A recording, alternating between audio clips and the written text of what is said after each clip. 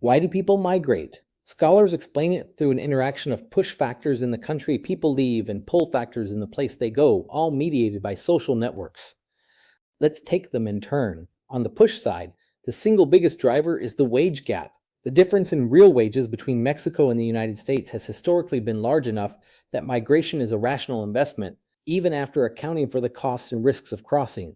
Research shows that economic downturns in Mexico, currency depreciation, rising unemployment, falling agricultural prices, produce measurable surges in immigration within 1 to 3 years. The decline in Mexican manufacturing wages in the mid-1980s, for example, was directly linked to a sharp rise in California immigration.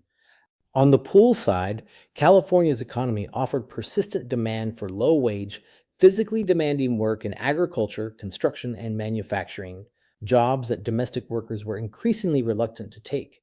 There's a useful framework here called dual labor market theory. It says labor markets split into a primary sector of stable, well-paid jobs and a secondary sector of unstable, low-wage jobs. The secondary sector has a structural need for immigrant labor that you can't fix just by raising wages, because the other features of that work, the physical danger, the social stigma, the lack of advancement, make it unattractive to workers with established community ties, no matter the pay. By this analysis, California's secondary labor market was structurally immigrant dependent in a way that border policy could moderate but never resolve. But economic incentives alone don't move people. Networks do. For someone migrating for the first time, the uncertainties are huge. The risk of crossing, finding work and housing, the dangers of unauthorized status, the isolation of arriving with no contacts.